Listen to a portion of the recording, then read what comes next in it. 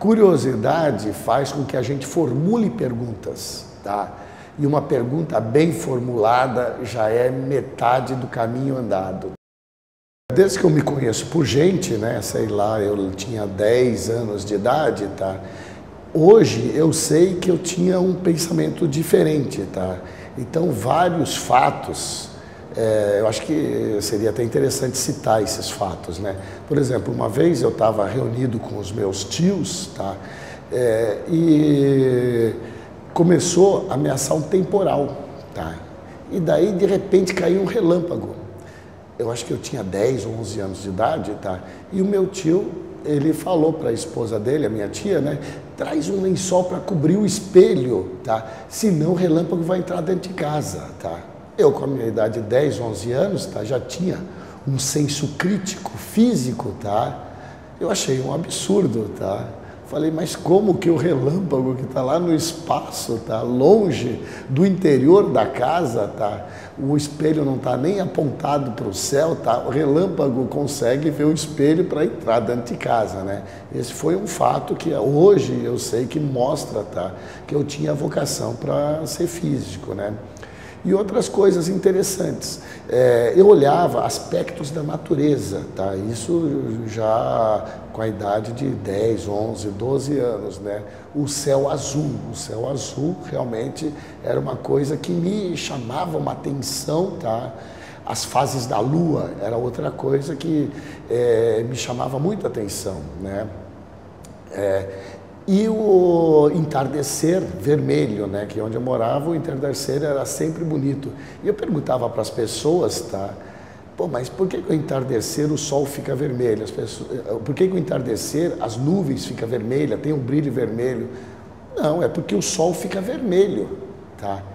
Era uma explicação que satisfazia as pessoas, tá? Mas para mim não me satisfazia a explicação desses fenômenos na natureza, tá?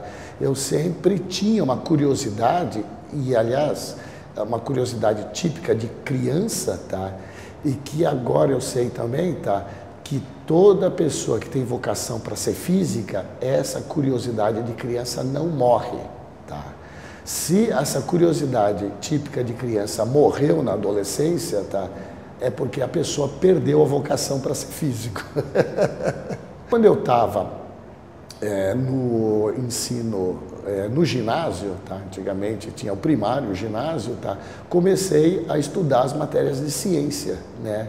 E aí realmente a minha vocação foi assim, a minha curiosidade, tá? Foi aumentando cada vez mais, né? A respeito de fatos, tá? E culminou, tá? Quando eu estava no colegial técnico, tá?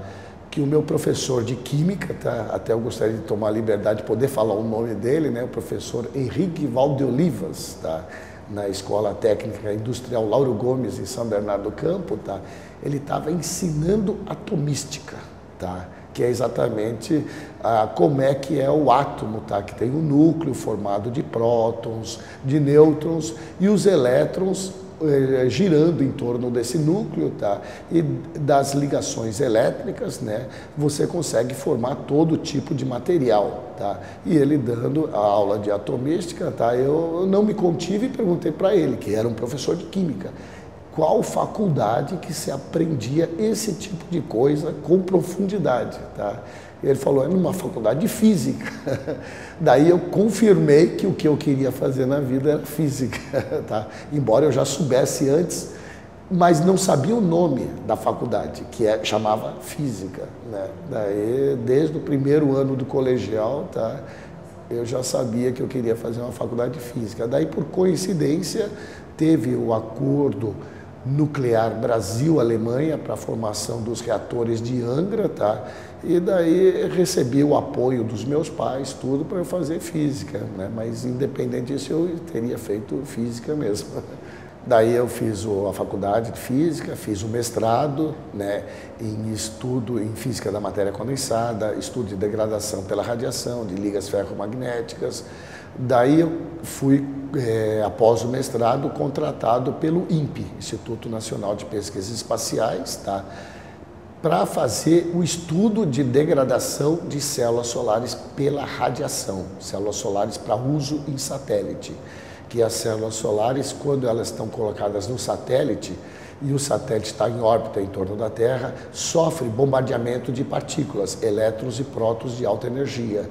E é uma física muito interessante da como é que essas partículas interagem com a estrutura cristalina da célula solar e faz a degradação da célula solar, isto é, a diminuição da eficiência da célula solar com a vida do satélite, né? Só que após ter sido contratado, eu descobri que eu tinha sido a primeira pessoa a ser contratada pelo grupo de células solares e que não existia nenhum laboratório, no INPE para fazer esse estudo, que era um estudo de alto nível em células solares. Então não existia nenhum laboratório para fazer um estudo da pesquisa básica mais fundamental da célula solar, que era a caracterização elétrica da célula solar, a caracterização óptica e outras coisas mais fundamentais, né? Daí eu montei um laboratório.